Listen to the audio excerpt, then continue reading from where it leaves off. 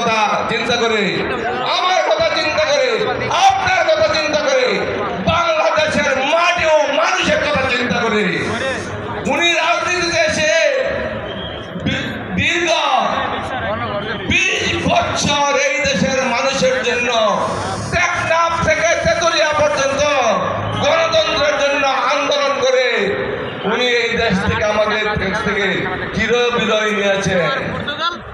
আজকে শহীদ প্রেসিডেন্ট জিয়াউর রহমান নেই, দেশনেত্রী বেগম খালেদা জিয়ার নেই, আছে উনার উত্তরসূরি, উনার সুযোগ্য সন্তান জনাব তারেক রহমান। উনি 17 বছর বিদেশ ছিলেন। বিদেশ থাকাকালীন আমাদের এই দেশে এই বিএনপির উপর যে অত্যাচার নির্যাতন হয়েছে, এই দল থাকার কথা ছিল না। উনি সুদূর বিদেশ থেকে নেতৃত্ব দিয়ে এই দেশে এই দলের হাল ধরে এই দলটাকে একত্রিত করে 17 বছর লেগেছে।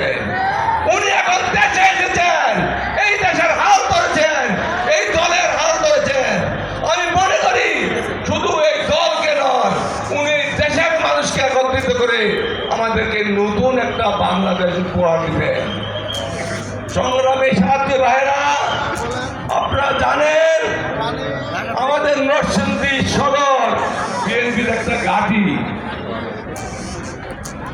আমি মনে করি নরসিংদী থেকে নরসিংদী সদর এক আসন সর্বশ্রেষ্ঠ, সবার উপরে পড়বে আমাদের খায়রুল কবির খোকন ভাই ধানের শীষের প্রতীকে সর্বোচ্চ ভোট পেয়ে নির্বাচিত হবে। আমি আশা করব খায়রুল কবির খোকন ভাই এবং মঞ্জুর আলীর নেতৃত্বে বাকি 4টা সিটও যেন একটা সর্বোচ্চ ভোট, বিভিন্ন এলাকা থেকে সর্বোচ্চ ভোট পেয়ে যেন আমাদের 5টা সিটি পাস করে সেই ধরনের নেতৃত্ব আপনারা দিবেন। আমি অবশ্যই আশা করবো আমরা 5টা সিটি যেন পাই। নরসিংদী যেন আন্দোলনের জন্য সেরা নাম করেছে এবং আমরা ধানের শীষে ভোট দিয়ে ধানের শীষের জন্য যেন নরসিংদী সেরা, সেটাও প্রমাণ করে দিতে চাই। সম্মানিত সাথী বন্ধুরা, আমার বক্তব্য দীর্ঘায়িত করব না, আমি শুধু একটা কথাই বলবো। তারেক জিয়া সর্বপ্রথম আজকে নির্বাচনী প্রচার আরম্ভ করছে, আমাদের নরসিংদীতে তিনি পদার্পণ করবেন। যতক্ষণ পর্যন্ত তারেক জিয়া আমাদের নরসিংদীতে না আসবে, ততক্ষণ যেন আমরা একটা মানুষও না যাই। সবাইকে এই আহ্বান রেখে আমরা শহীদ জিয়ার আদর্শের সৈনিক ভাইয়েরা সবাই এখানে উপস্থিত থাকবো।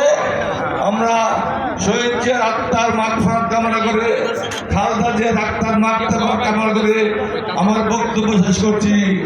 শহীদ জিয়া অমর হোক, বেগম খালেদা জিয়া অমর হোক, তারেক রহমান জিন্দাবাদ, বিএনপি জিন্দাবাদ, খোকন ভাই জিন্দাবাদ।